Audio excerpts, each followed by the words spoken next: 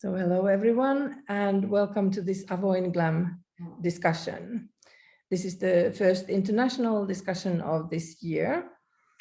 And our topic today is open cultural heritage, monetization and NFT. I would like to remind you of the Universal Code of Conduct by which we abide in our events, and I will paste the link to that in the chat. And please do introduce yourselves in the chat. And today's event will be moderated by Andrea Wallace and Douglas McCarthy. Without further ado, I welcome all of you, and I will let Andrea and Douglas introduce themselves. Hi everybody, thank you very much for joining us today. Susanna, Andrea and I are really happy to be with you and to share this conversation. I'll briefly introduce myself and then hand over to Andrea. I'm Douglas, I'm Collections Engagement Manager at Europeana, and I am a open access to cultural heritage, or AvoinGLAM, if you do that, enthusiast, researcher, activist, author, and most notably, to some of you, you may be familiar with a gigantic spreadsheet that Andrea and I have been working on for just over 4 years. That is a global survey of open access policy and practice around the world. So hi, and great to be with you. I'll hand over to Andrea. Excuse me, I'm Andrea Wallace. I'm a senior lecturer in law at the University of Exeter. And my research looks at what cultural institutions do with digital collections, but also thinking about kind of the tensions between copyright and the public domain, and what sorts of new potentials can come from rethinking any of those things in different ways. So I will hand it back to Doug because he's going to do a little bit of an introduction, excuse me, about what we're going to be doing today. Thanks, Andrea. So I just wanted to make 1 or 2 opening remarks to set a positive tone for this discussion and pose some questions for us to discuss today. Just as a matter of practice, please feel totally welcome to drop remarks, questions, any comments that you have into the chat. We will be keeping a close eye on that as we moderate the session and have this discussion with you. So the purpose of today really is to discuss together various perspectives, share some opinions, and have a very honest, open conversation about how the work of museums or GLAMs today relates to what is a developing story around NFTs, for example, or more generally Web3, so technologies which are based on blockchains. And there are several kind of important elements which have come up in discussions already on this topic. One of them is around monetization. Now, many of us are familiar with the fact that particularly after the COVID-19 global pandemic, that many museums, states, governments are under extreme financial pressure. Museums are definitely part of that picture, that resources are challenged, human resources, financial resources, technical resources. Budgets are often being, if not frozen, are also being cut. So one of the things that we've seen around Web3 and NFTs in the museum space is a renewed interest or pressure on monetization in museums, so generating income from museums collections, particularly digital collections, and their intellectual property. So apart from monetization, another important element which we will pick up and discuss with you today is around the ethical side of this conversation. So if we think about the mission and the core purpose of museums that we work with, or libraries that we work for, perhaps, how does Web3, how do NFTs, for example, how does this space relate to the mission of the cultural institutions that we are familiar with, and, for example, aspects like the environmental policies, so a lot of GLAMs are working and have made public declarations and set targets for reducing their carbon footprint, directly or indirectly. And we know that with current technologies that there are some serious environmental concerns, negative externalities around blockchains, around NFTs. So how does the mission and the ethical dimension of what museums do relate to this particular topic? And to clarify the inspiration for this conversation today, I'm going to hand back over to Susanna, who will tell us a little bit about the recent Finnish context for this session. Susanna, over to you. Oh, yes, hello. What may, well, in parallel to this event, starting this event, there was a kickstart to this discussion in Finland by a blog post by the Director General of the National Gallery, Kimmo Levä, and promoting the idea of Web3 monetization and NFTs. And we at AvoinGLAM wanted to question the inevitability of this scenario, and wrote, with the help of the international OpenGLAM community, wrote a response to this.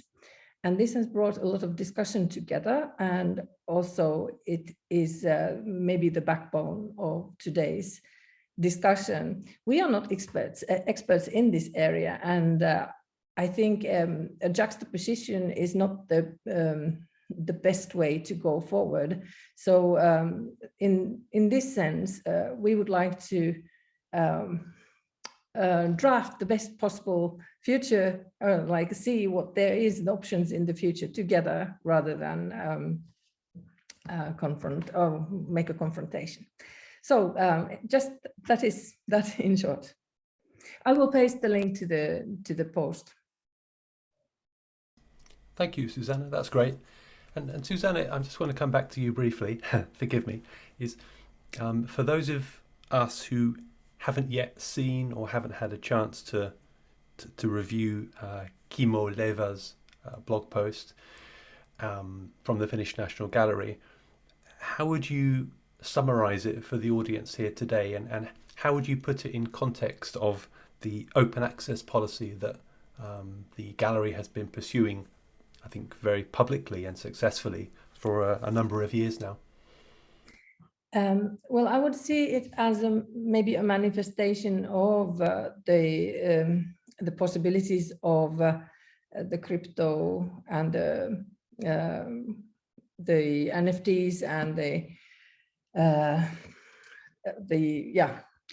this blockchain technology. And I think what it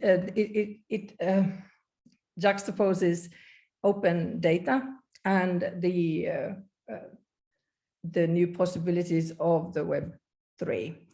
And we would like to argue that that monetization should not challenge the existing open access policy, and they might be able to coexist, or they might need to be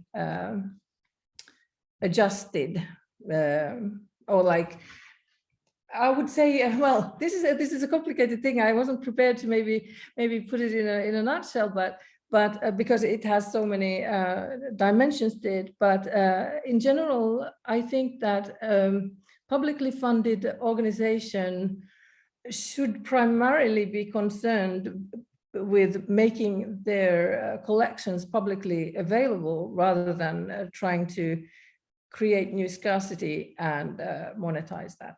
Well, that's my brief understanding of this.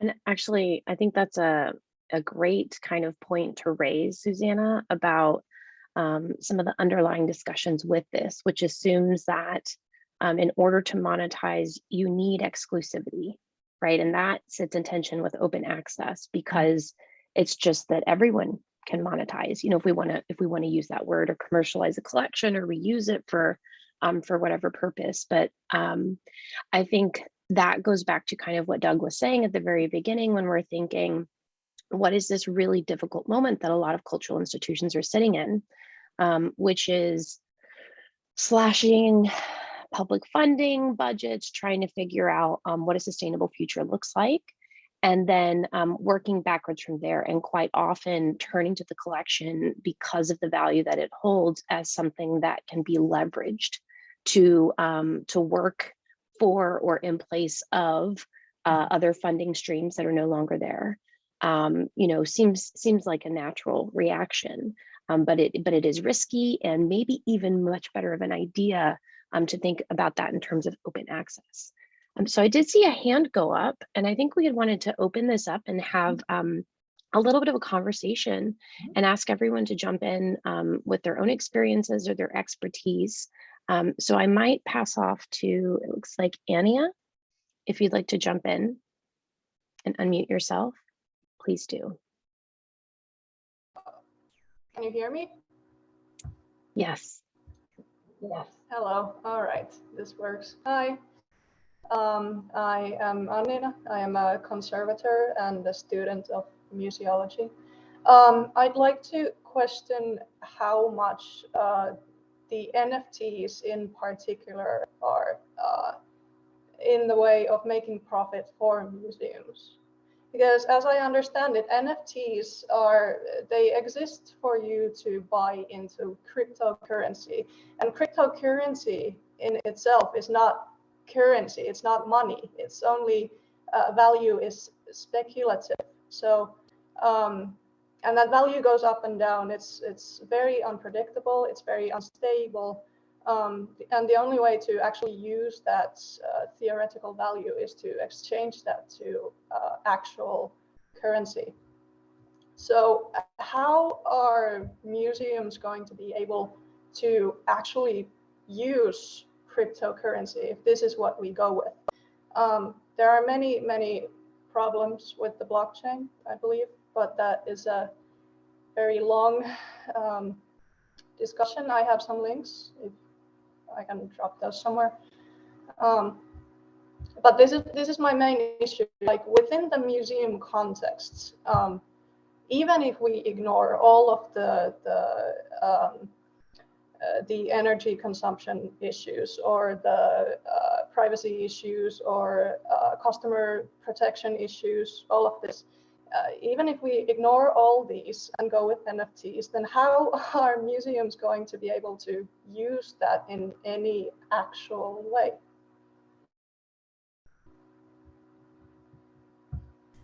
Yeah, that's a great question. Thank you. My own view, just briefly, is that this is hugely experimental. Right now, I'm aware of, and I'm looking at a spreadsheet, as I like to do, 8 institutions that have embarked on, when I say embarked on NFTs, it's always so far through a partnership, often with a startup tech company that enables them to enter the space. I don't think we have data yet on the amount of revenue beyond the odd headline about Uffizi Gallery managed to sell a particular NFT for a certain amount of money. I'm not sure that we yet have good data on revenue earned. Often, if not always, I think that these relationships are under private contract. So Andrea will be possibly better placed than me to answer the question, could we even obtain this information through freedom of information requests? Because these type of often museum commercial enterprises are housed in arm's length enterprise companies where they're not open to freedom of information requests as the body of the museum itself would be. Yes, and I will share the list in a second. Sada, thank you, in the chat. So I guess I'm not quite sure yet on the amount of money that's being made and what the relative, for example, profit share is between La Collection and the British Museum, which is one of the most notable entries so far. And Andrea, I wonder if you have a comment on the freedom of information and kind of how will we be able to get this data out inform this community? So, okay, so this is a really interesting question, especially when we think about institutions being collecting bodies. And so if we set aside all of the, maybe we'll call them kind of the valid NFTs that are out there circulating in the world and the born digital art and that sort of thing, if we set that aside, we still need to think about the infrastructure and contracts and the agreements that are being made around the things that cultural institutions are making.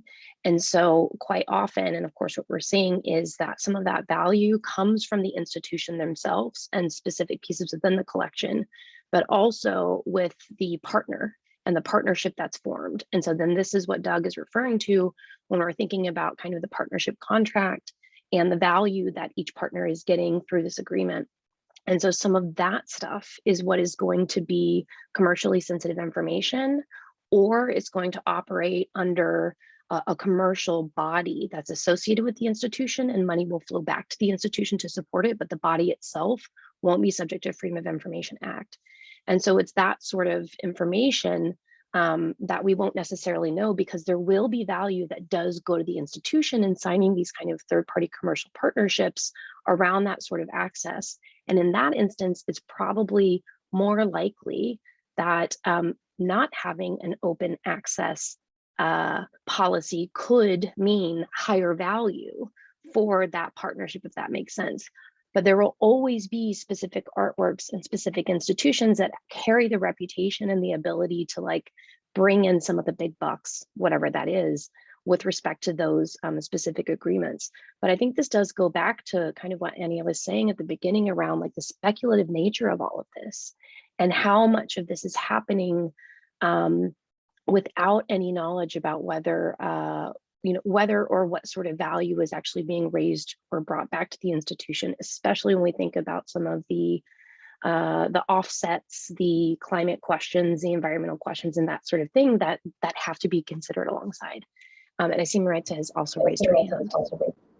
Can I just add real quick? I just know I know that most NFTs fail. Most cryptocurrencies fail. It is a gamble. So truly, like if we are looking to monetize, it might be easier to just buy a lottery ticket. And then like you can actually use the profits you might make from a lottery immediately and safer. So, you know, this is what I mainly have. Yeah, maybe I can pick up the thread here. Actually, my very first reaction when I read Kimmo Leva's blog post and also AvoinGLAM's response to it was, hey, I thought you couldn't reverse an open licensing. So I think that's maybe the starting point somehow. I mean, before even considering whether that would make more money for the institution, my big question to this really clever community gathered here today is this even legally possible? So that's a great question because as we know, with certain licenses like Creative Commons licenses, they are irrevocable. Which means once it's applied and the asset is out there, then you can't go back on that. Obviously, that requires people to have that knowledge of the fact that there used to be an open license applied to it, right? So just the fact that maybe a copyright notice is reapplied to the asset, there are arguments potentially that, well, this is a new asset that someone else made. And so this one's under copyright, but that one's the open license. But then we also have just the question of access. If you remove your assets, the license doesn't matter if people can't get to them online, right? So there are all these kind of different pieces in the puzzle. You can achieve the same result regardless of whether it's legal, I think is maybe the shortest answer to that question. But it's legit. If you take the, and maybe you're right, we should be pushing that, right? We should be saying, but you can't do that because, anyway, there's a lot of hands coming up. So let's go to Larissa. Hi there, everyone. Just commenting on the point that Maretta just mentioned, I guess as they could also license or put different licenses on the same asset, as you might also see on Wikimedia Commons for some examples. There are different licenses for the same asset. In my perspective, that's okay. And one issue that I see here is pushing that. I would be quite hesitant to push that you can't do that anymore to your digital assets, because you have actually used an open license earlier. Because if I've learned one thing in the digital cultural heritage sector, or in the cultural heritage sector in itself, GLAMs don't like to be told what they're allowed to do and what they're not allowed to do. So I think in my early days, learning from Douglas, he once mentioned that he always likes to use the benefit side of OpenGLAM instead of the you are allowed or you are supposed to do this or that.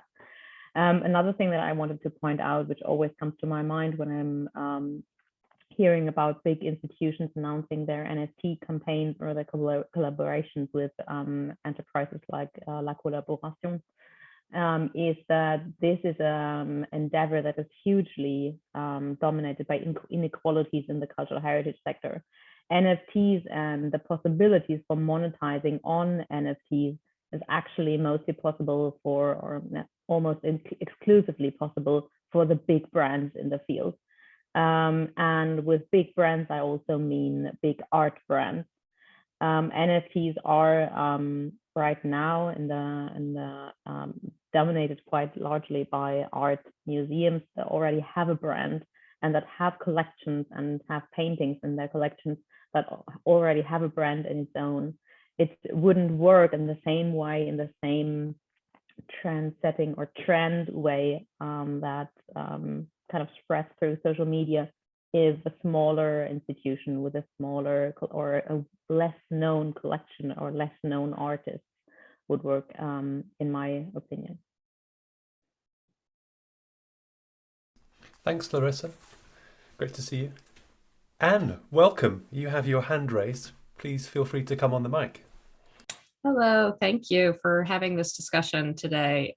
This is hugely applicable in discussions having at my own institution.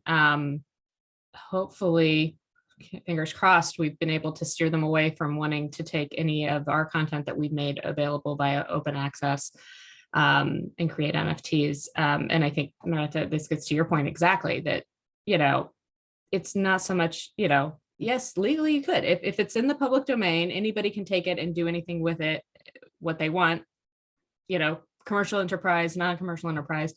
But I think it really gets back to that ethical point that was made early in this discussion and going, but is it the ethical thing to do? Not only, taking content that you've now made open access and is otherwise in the public domain and making it, adding this new layer onto it and trying to mint NFTs and monetize in some way. To me, I think it really flies in the face of all of those efforts towards open access. The flip side of that is watching, and I've definitely seen this already, where we have had outside third parties pull our open access content and they've taken it and minted NFTs. And again, it's similar to watching stock photography sites take images from open access platforms and then, charging fees and access to those image files that, they've pulled directly from our institution's websites and open access platforms. So again, kind of that not illegal, but also really not ethical. And of course, that doesn't even touch on all of the sustainability issues and other things as well. I think the other thing that I'm starting to see, obviously related to this, is really what does it look like for institutions and how does it cross with their missions and collections management policies to say that they're going to acquire or lend and exhibit NFTs, and what are all of the issues around that ties just as much, because what are you actually getting when you acquire an NFT and who stores it, and having to sit and going, who keeps that crypto wallet? Is it actually maintained by the registrars and collection staff, or is that something that's maintained by finance staff? and who has access to it, and what restrictions are in place to keep that NFT from being changed, and having that token change, which for museums could be a real issue when we talk about preservation and conservation of things, and we don't want those things to change that we've meant to store. Yeah, so I feel like it just becomes a golf ball to unwind.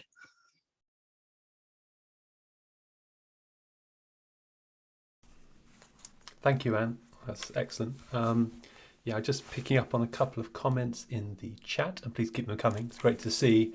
I think Tarmo and then Bart made the useful clarifying point that NFTs are, if you shrink it right down to the fundamentals, it's a piece of code on a public ledger, append-only blockchain, and that almost always does contain a link that goes somewhere else, but the thing which is being transacted, the token itself, is not the image, it's not the video file, it's not the linked media. So it's, I think, really useful to kind of keep that in mind.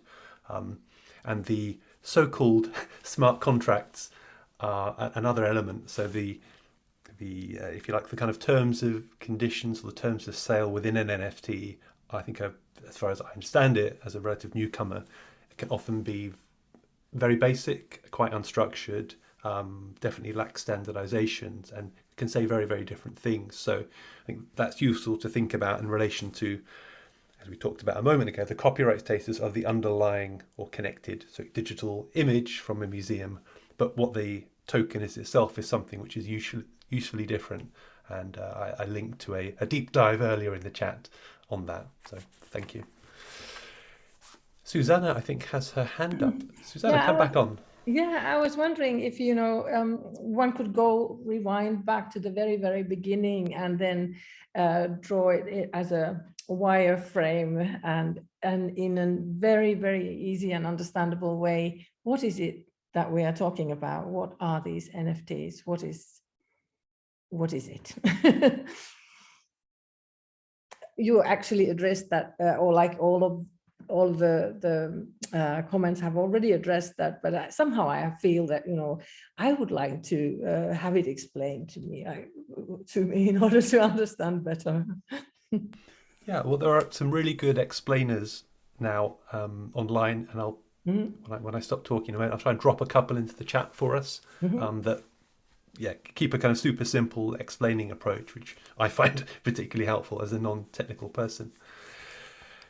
And Anina, you have your hand up too. So would you like to come back on the mic?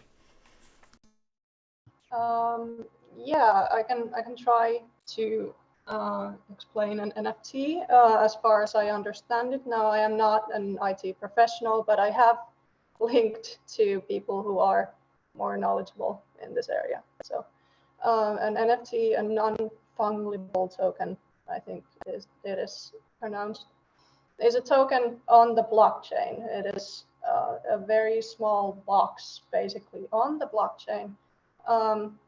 And you can put anything inside it. What makes it valuable is that it is the only copy with that very specific serial number. So it's the only one in the world. This is why it is considered valuable.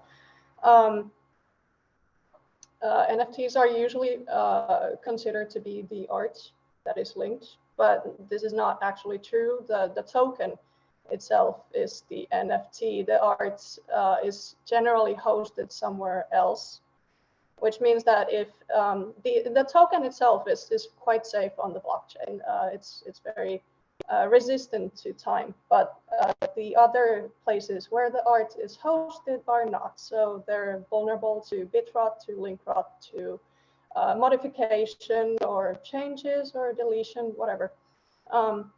So if something happens to the artwork, you just have an empty lot, really. I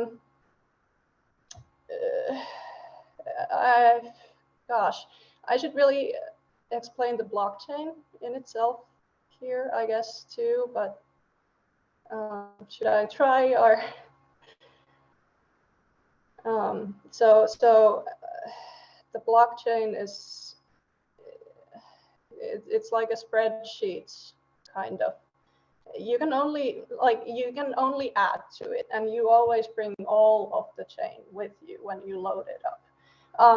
And it's very difficult to change anything on this chain. If you want to change something, if you want to remove something, you have to take the chain back in time, basically, all the way, and then make a new fork in the chain and then abandon the old fork. So it's very, very difficult. So if you use this for transactions, this makes it a trustless form of transactions, because everything is recorded, every single bit. And this blockchain, the idea is that it proves ownership immutably. You cannot challenge the blockchain, which is the draw. But it's really, it's very easy to fool the blockchain, because the blockchain only knows what is on the blockchain and not what happens outside of it.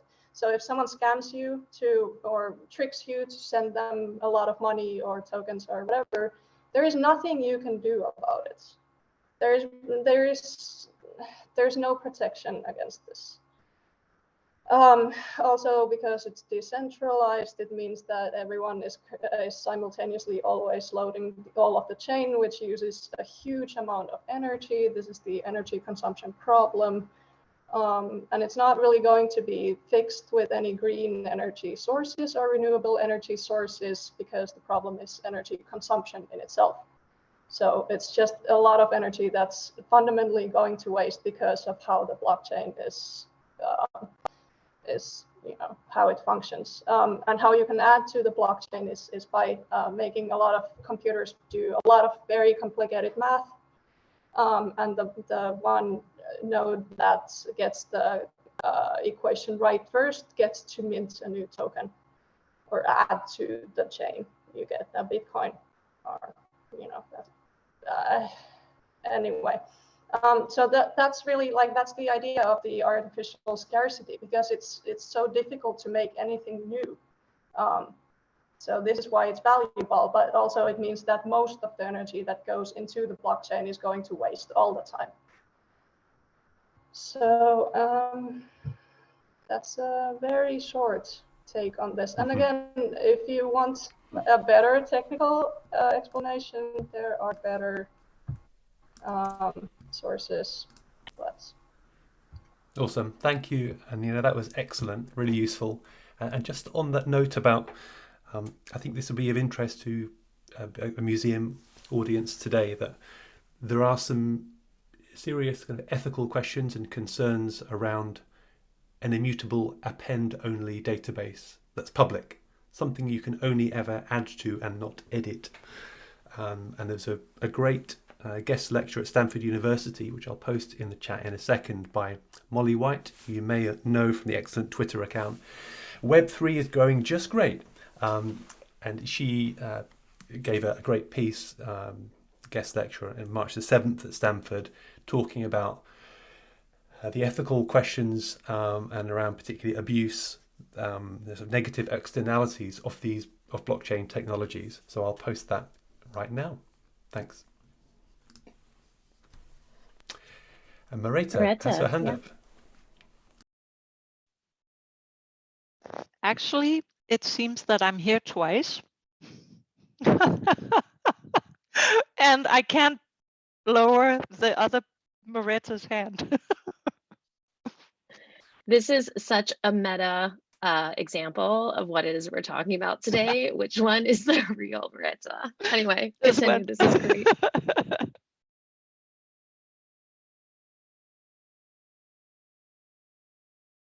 Okay, so was that a legacy hand from the old Mareta? Is that what you're trying? Okay, all right. Well, I mean, I actually wanted to add something to a bit of the discussion before, which is about the energy consumption, because the energy consumption occurs in addition to the mineral extraction, the very real, tangible, physical stuff that's required in order to build the technologies and then get to the energy consumption level. And then within that, thinking about labor, who's working in the mines, what's happening in order. So, when we're thinking about how all of this is connected, and this seems like such a huge trendy thing, that do we want to jump on this bandwagon? there's so much that gets made invisible around it when we're thinking about the ethics. That is really important. I think a lot of people have made comments about some of those really important aspects. But just want to, kind of re-up and encourage everyone to jump in and have a conversation, because you may not be able to speak on behalf of, the kind of the organization that you're working with or the types of things that you're doing. But we do want to hear, I think, kind of a lot of what we're talking about at the moment is like the descriptive space. What does this space look like right now? Like, what are we concerned about? What are we worried about? What are we excited about too? Like what sort of things might we think about? Because really what we want to get to is what this space should look like, right? And all of these things should inform those discussions. But it's not like NFTs are going to go away anytime soon. Maybe they are resolving some areas that are important to resolve for artists and digital artists and things like this in a really interesting way. But how do we think about what to do with them as cultural institutions and even within our own organizations, how we kind of confront those questions and shape the conversation so that we get to a place where things look like how they should. So, I mean, if anyone, again, wants to jump in and add anything to this, by all means. Looks like one of the Maritas has raised her hand again. So, oh. Maybe it's actually me, Marita. I don't know how that happened. I'm sorry. I usually just pose as you for online meetings. This is so great, Jonas. It's a long running prank. Together for so many years. An art performance. I don't know, but I do. I now that I'm here, or you're here, can I just say something? So, can you hear me? I think my audio setup is horrible, but anyway, I think you guys are awesome at explaining Web3 stuff, and that was super great. But I'm all for just again just trying to dumb things down and try to summarize things in more sort of standard mortal terms. I think what we're seeing is that there is this possible source of revenue, and as you say, Larry, it's a possible source of revenue for some art museums, not even all art museums. I think that's a very good point. It's highly experimental. It's super speculative. It might or it might not make any money. It might or it might not hurt the climate, depending on what you do, which blockchain you use, and blah blah. So I think if you're a museum director, you can choose to redirect your efforts in this direction, or you can choose to focus on your sort of core mission as it applies to digital channels, which I think we've established as something along the AvoinGLAM principles. I don't think any of this is sort of necessarily wrong, or capital W wrong. But I must say that to me it seems kind of silly, weird, irresponsible even to chase such a shiny new thing and to sacrifice all the great work that you and your institution and your employees have been doing with sort of with strategy and all kinds of sort of hard-won victories over the years. I think it's a very strange thing very large thing to sacrifice on something that seems so uncertain to me. So again, I don't think we won't find our answers by digging into the technology even further. I think everybody here, everybody who has said anything seems super clever about the topic of technology. I just think it's fairly simple and it's fairly obvious to see that the burden of proof is not really on us. I don't think. I think the burden of proof is on somebody who would sacrifice all this work for something that probably will not work. Thank you. Thank you, Marita. Sorry, Jonas. One of the two. That was wonderful. Tove, you have your hand up. please feel welcome to come on the mic. Thank you. And on that note, on the second Merete's point, I'm actually what I worry about the most is about how the museums and archives have been working so greatly with opening up their archives and museums, and then suddenly we're talking about that they have to also make money. And especially coming from Finland, I don't know how it is in the rest of the world, but it's with the museums and archives are living on tax money, and that's why, as a taxpayer, I should get everything back. And the monetizing part should be on me as the visitor or the society. And it would be like, and we talked about this, how the society can benefit of openness in the archives and the museums. And it's not the museum itself who should be benefiting, like economically. And I hope this is not the first step against the openness because of the expectations for archives and museums to make money. I hope that they will still survive with tax money in the future.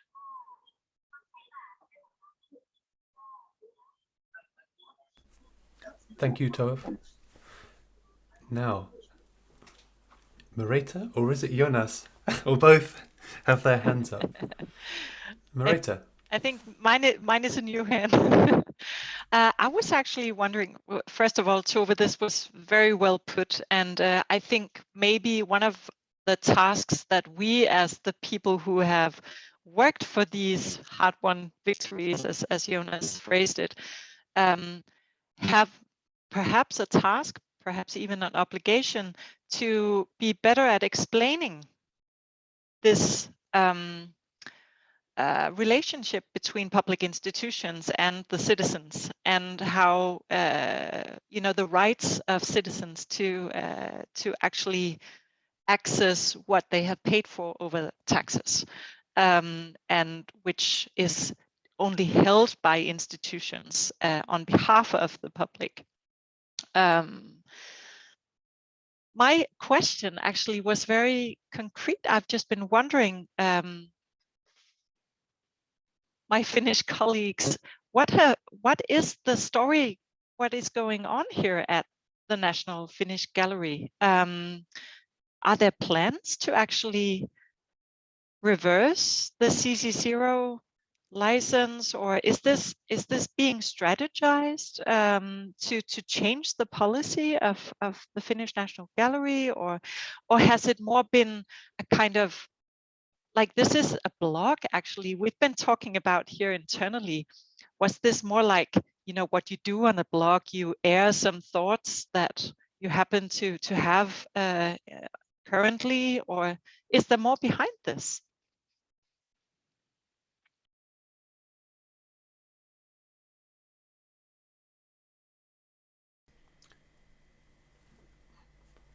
Now, I would suggest, if there's someone who would like to respond to this, would just open the mic and camera.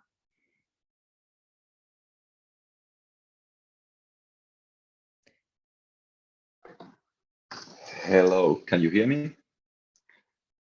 Yeah, great. Yes. Hi everyone, I'm Aki Pohjankyrö, nowadays working as a curator at the Helsinki Art Museum. And I think what Kimmo from the National Gallery responded, that it is not the stance of the institution, it was a blog text. And yeah, and there's it's like Thomas puts it in the chat, it's not a decision or policy. I think it's politics, and it's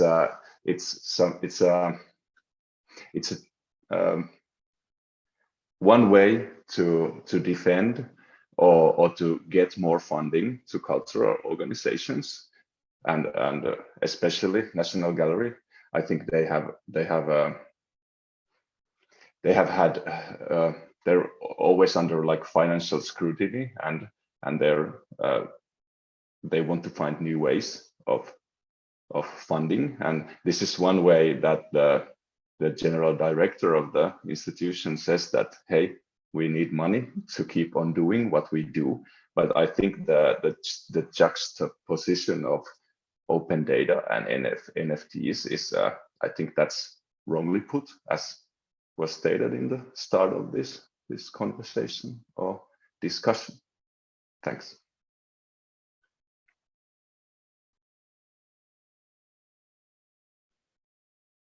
Thomas, do you see if there's another hand? Is it Thomas?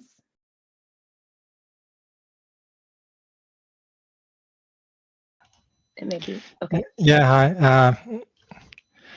Okay, there's no camera. Oh. Okay. Yeah. Well, actually, Aki said everything or already about the Finnish National Gallery case, that it was, and I already posted to the chat also that it was kind of only his private thinking, but of course, why does he wrote something like that if he doesn't think that way? So it was kind of bit provocative blog post. It was quite surprising for someone like him, like so high level in the Finnish museum world, but so it's not the like he wrote, it's not the National Gallery decision.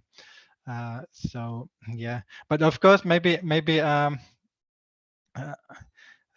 could maybe raise another question also, that of course we maybe someone said aloud already, but of course there's no there can be also also the OpenGLAM world and the NFT world living side by side. So there's no like actually there can be both. You can keep your collections open for everyone and sell the NFTs if you want. And of course, in the and what was the most worrying part in Kimmo Levä's blog post was that actually he also wrote that we should replace the CC0 mark by for our own licensing, and he didn't specify what does that mean, but of course there's this yeah, that was the most boring part on that blog post for me.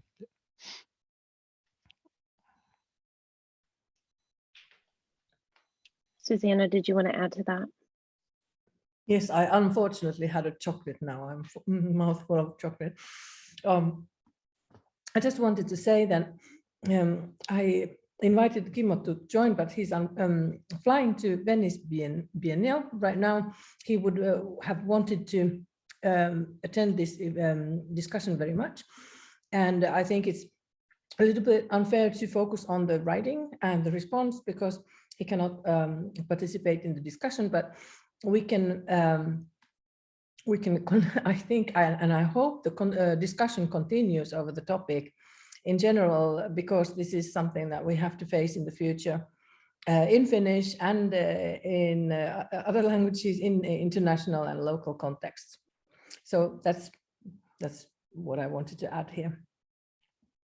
Thanks, Susanna. Andrea, you have your hand up. What would you like to say?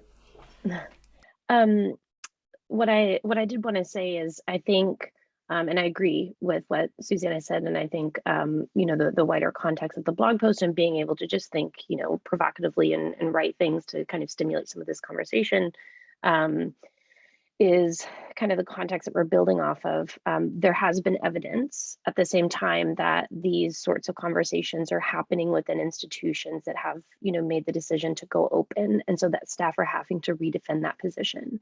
And so it does, I think, strike a chord to hear it you know, being said in different spaces. And I'll also say that I read the Google Translate version of the blog, so who knows how Google tried to translate that for me. So just to say that it goes into kind of like the wider climate of what are we doing? How are we able to support the institution? And maybe going back to the fact that we just really need people to fund institutions adequately within our governments as well. Yeah, that's just what I wanted to add. Thanks, Andrea. Yeah, I was just reflecting and agreeing actually with Thomas's point that there isn't necessarily anything contradictory between, you know, monetizing your collections and open access. We've seen lots of actually kind of positive, good examples of that outside of the blockchain-based technologies.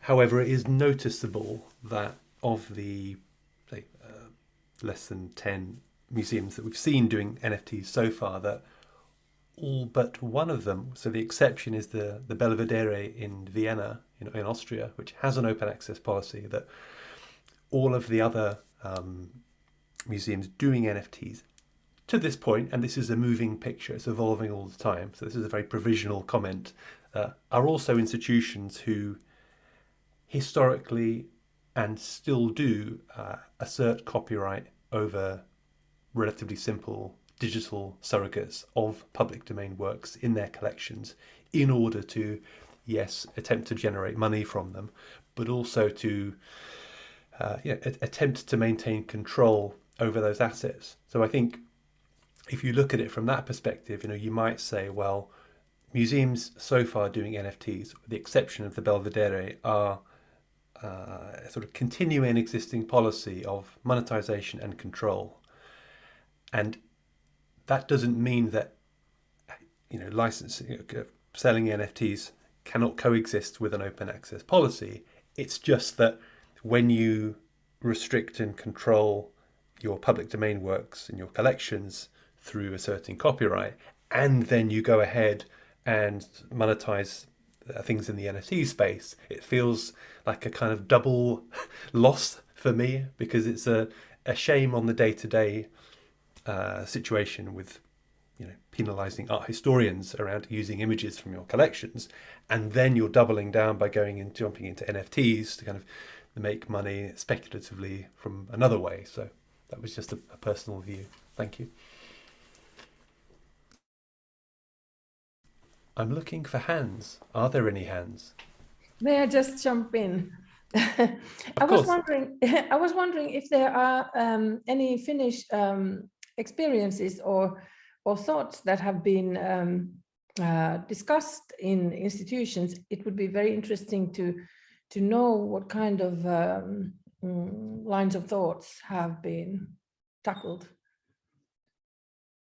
I wonder, I have a feeling that in regard to this metaverse and this virtual space and 3D world, I have a feeling that the Museovirasto, let me see, this is the Finnish, I can't remember the real new name, Ismo, would you be around to tell, Tiina, oh yes, would you be willing to tell what kind of thoughts there are around NFTs in Museovirasto? Let me see, and you can help me with the name.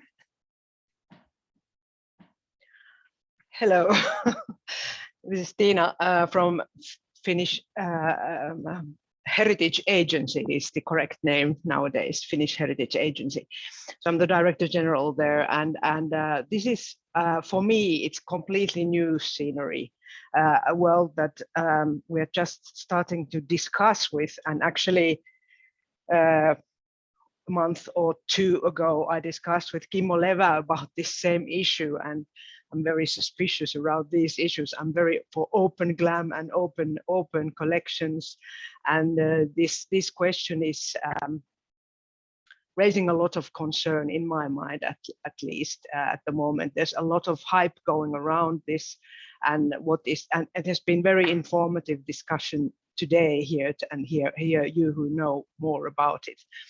Ismo might continue because he's in the department in the Finnish Heritage Agency that is dealing a lot with this question, and maybe he could continue about it. But I only add what I wrote to the chat, that that I believe everybody who knows Kimmo knows that he's also a provocative personality, that he wants to, a little bit give some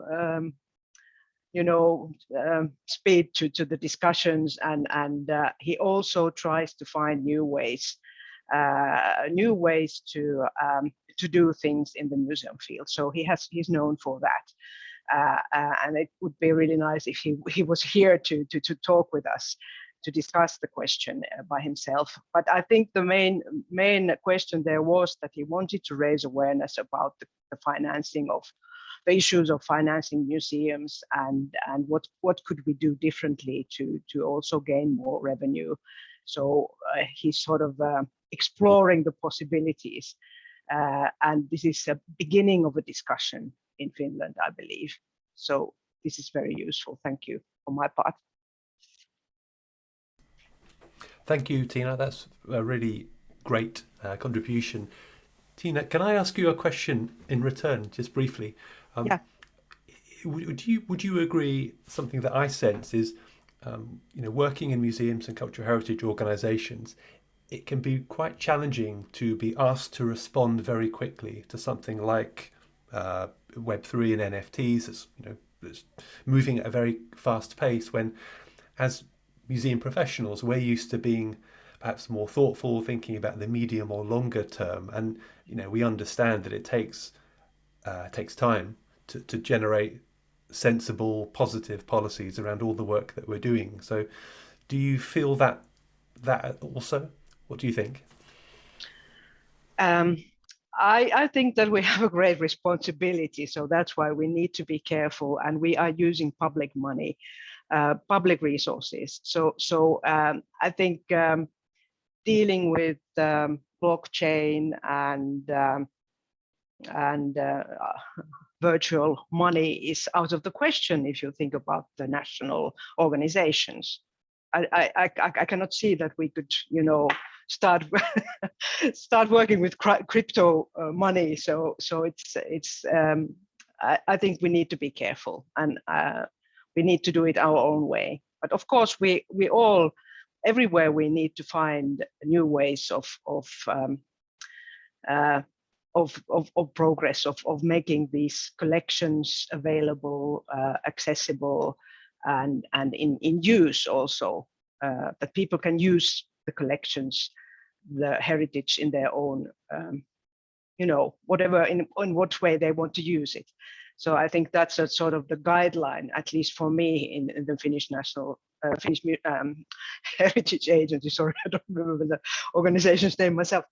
So I think that's the guiding line here, that we need to work towards that. So of course we need to explore what are there in this wide field of digitalization. So Super. Thank you very much. And let's go to Ismo. Ismo, over to you. Thanks. So I had very little to add to Tina's comment, but just some small ideas when we are talking about open access policy and actually about money. So from our experience, I would say that this open access policy we are having is much more valuable to us, because it's a way to get external finance and external money for our work, instead of, for example, licensing our work. We have been doing this for years and it doesn't went well. So when we opened our collections for free reuse, we have been getting external money to digitize more and more, and I think that's the solution for museums, instead of using, for example, NFTs. So just a comment. Thanks. Thanks, Ismo. That's great. Much appreciated. I wonder whether some of this difficulty or challenge that we have is it's easier to express something by if you can see it on a spreadsheet.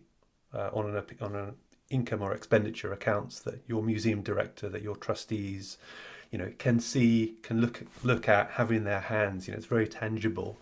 Whereas I think, one of the kind of joys of open access, for example, is that you don't know what people are going to do or have done with your open collections, and that's part of the whole kind of generous policy perspective. And you, as an open access practitioner, you embrace that kind of uncertainty, and you're often happily surprised by the amazing things that people do. And so I just wonder, and I see that Marita has her hand up, that whether that's part of this challenge for museum professionals, that it's harder to build arguments on things that you can't grasp in your hand and say, well, just because, yes, X number of people downloaded X number of images last year, that, good things happened. Whereas even if you're, after costs, losing money trying to do image licensing, or you sold a few NFTs, like, that's on a spreadsheet, and your finance director can go, wow, yeah, fantastic. But you can't do that with some of the open access and reuse that we see. Marita, what are your thoughts? Yeah, thanks. I think the Europeana Impact Playbook might have a renaissance here. It was launched a couple of years ago, and there have been various iterations, and it was developed in one, you could say, digital climate. And I think in many ways this monetization hype is maybe a new wave that we should, as we are doing now, relate to as a professional community. And thanks, Andrea, for posting a link to the impact pages on Europeana Pro. Maybe we should go back actually to the tools that we have developed to map and vocalize the impact that we're having, that differs from the tangible sort of monetary type, but which is no less valuable. It just pans out in different ways, and you can actually put it in a spreadsheet if you want. And I think Europeana and the community there has gone to great lengths to actually demonstrate that. And there are other impact frameworks also actually developed in Finland, the Museums of Impact, which is being tested now with partner museums. So maybe just go back to tools that have been developed or are under development, and try to look at the different types of values that open access has, as opposed to monetization in this new environment. Try to maybe do some test cases on that, with an eye to also not just what couldn't be gained maybe in the short term monetarily, but also what could be lost in the longer terms when we think about public trust, when we think about equality, the perceived equality of having public institutions with open access, with access for everyone, that co-ownership. I think there's really something, like Tove said, that could be lost here if we don't consider.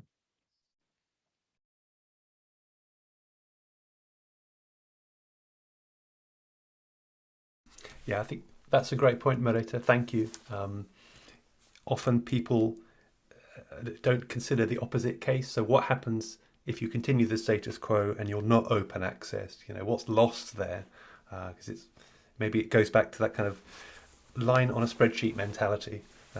I love my finance colleagues, by the way, and it sounds like I'm negging them, but it's often, I think it's a kind of cognitive bias that's known that costs appear much larger in your field of view than opportunities. And so we have to try and continue to make the case, and the impact tools and other frameworks are, I think, a really great way of doing that.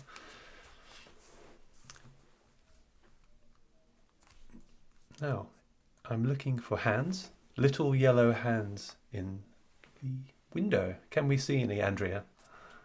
Yes, we can. Oh, Now, I think give the Susanna. I'll give the By the way, floor. it's Susanna's birthday, so she joined us on her birthday today. So let's just recognise that. She booked the meeting on her birthday. So thank you. So maybe Susanna and then Tina. Oh, it's me. Okay, sorry. Happy birthday, Susanna, by the way. What I was thinking was that the impact tool, what Merete mentioned, is very useful and important in this situation. That we of course we should, look into the bigger picture and look into the impacts of open access to the whole society, and it's sort of an indirect impact also on making money in the society. I mean we should have tools to tell about it to the decision makers. I mean that's the one way to try to work with it instead of starting the game by ourselves, so to say, start gambling in this business. Try to. I remember when I was working in the Helsinki City Museum. Aki is here from used to work there and was part of these discussions that we really wanted. There was a lot of discussion about the income it made the museum collections to the museum, and then we realized that it's really a small amount of money that we are talking about. That the bigger impact comes from that these collections are used and they are openly accessible and used in various ways, like Ismo told here earlier, that the impact is bigger when we have opened our collections in the Finnish Heritage Agency. So I believe in that, the thinking about the bigger picture here.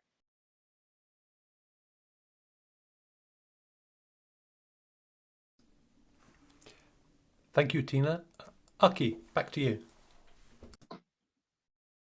Yeah, thanks, Tina. And I was about to say that I somehow feel that when we started about 10 years ago, first time I had this opening up the collections of the city museums discussions.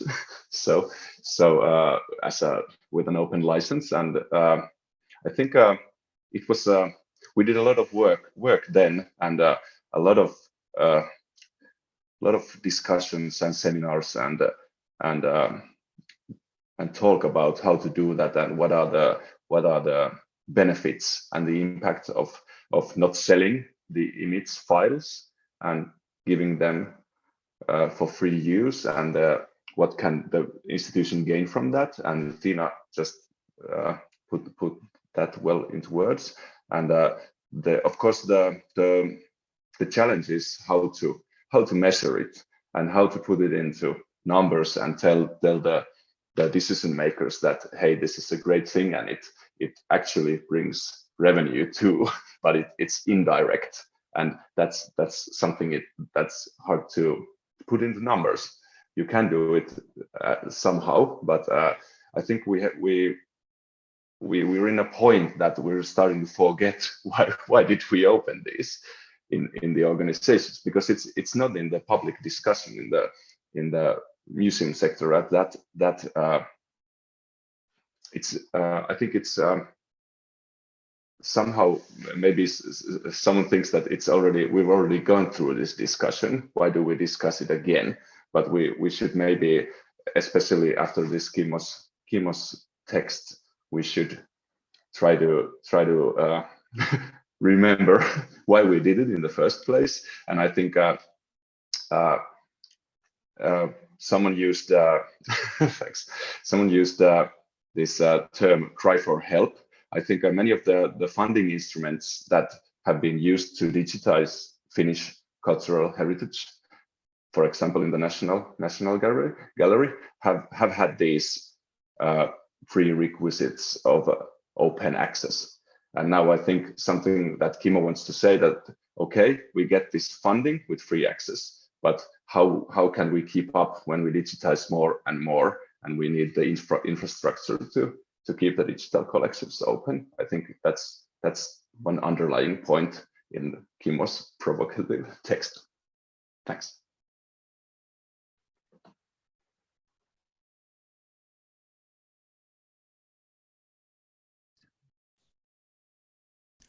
I'll just Susanna. jump in. Yeah, I'm also in favor. I'm seconding everyone just who has said commented that this has been done already, and I'm just worried that benefits and achievements that have been made previously can also be lost, and they must be defended. And this is something we can see, in world politics as well. So just making a big leap into pooled resources, I'm thinking about volunteers and advocates who are willing to work on these matters, and helping them with pooled resources, and maybe fortifying or strengthening the collaboration between these AvoinGLAM actors worldwide, in order to exchange this information and have this material available for new places to join, as well as the old ones to defend. So I acknowledge that there is a lot of information in different places around the world, but just to make sure that everyone knows and has access, and maybe translated, etc., etc. Thanks.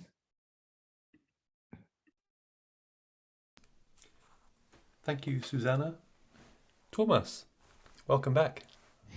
Thanks. Yeah.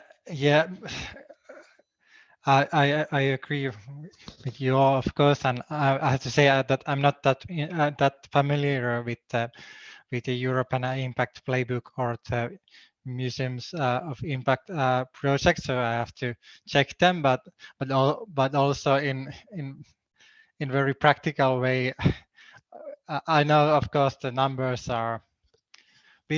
Yeah.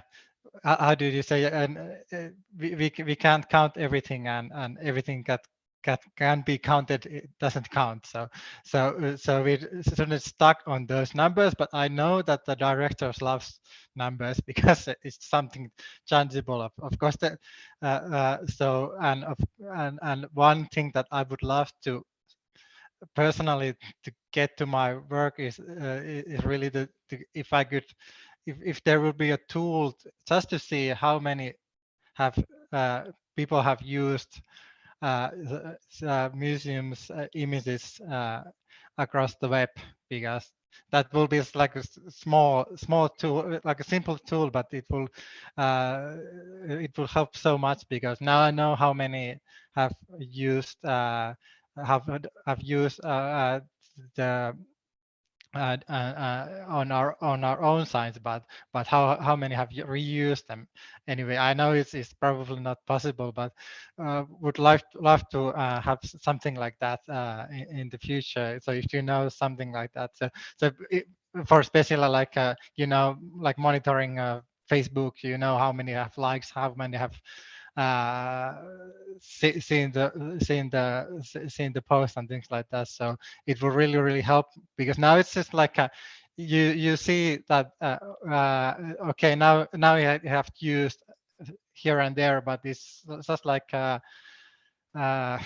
it's very you see that if you see that, and yeah, unfortunately I don't have time to. I have to other things to do than to do the Google image search for all the thousands of or tens of thousands of museums pictures. So that will be great to have some kind of tool for that. Yeah, thanks. Thanks, Thomas. Yeah, great points. I actually do have an idea about this, which I need to find a museum to work with to experiment with it.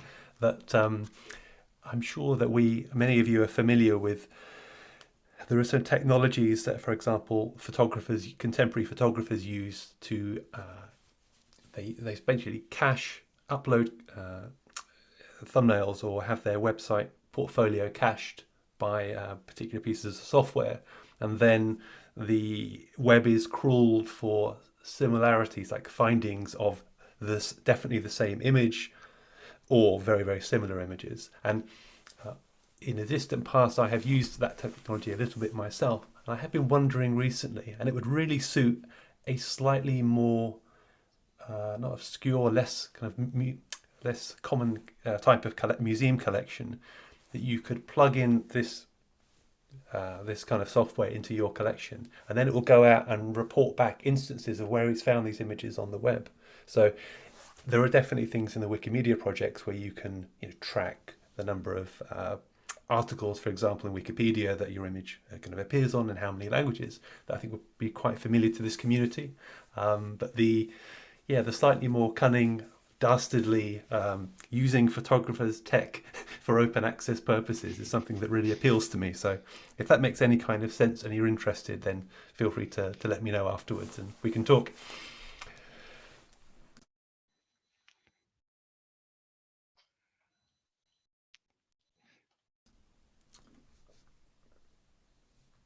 Thank you, Mareta.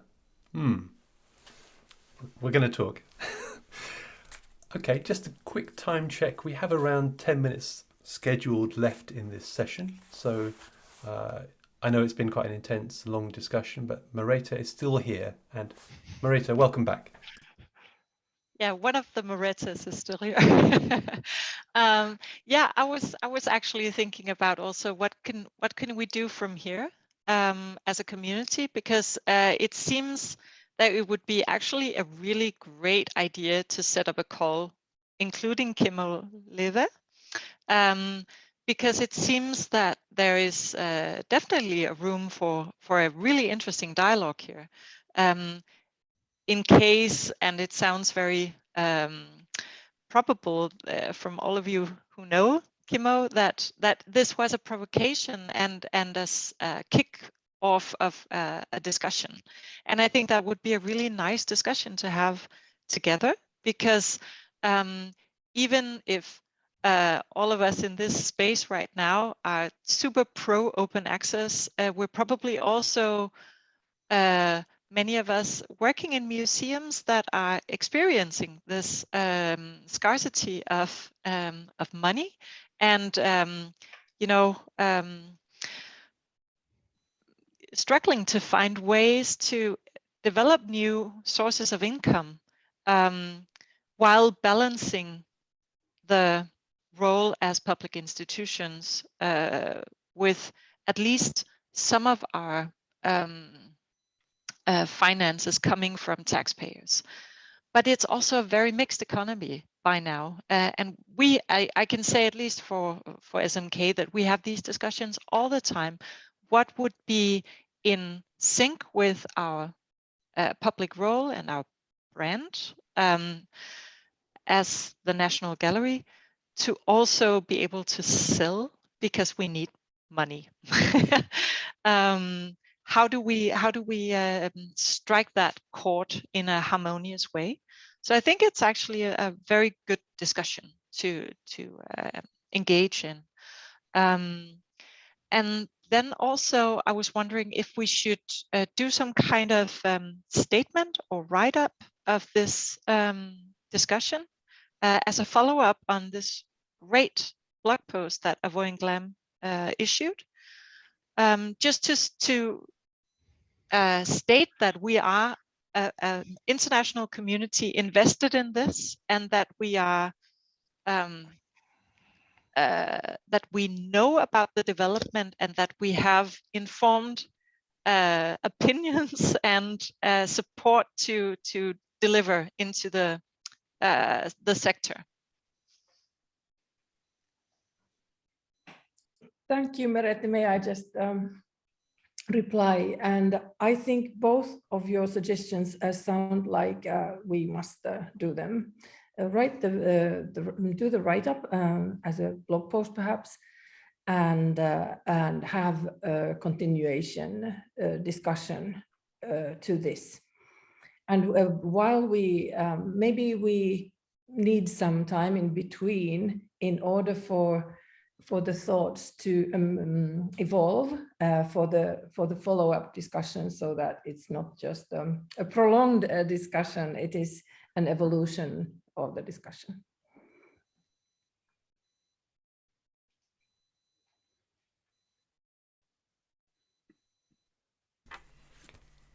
Thank you, Marita, and thank you, Susanna, for those nice closing thoughts, I think.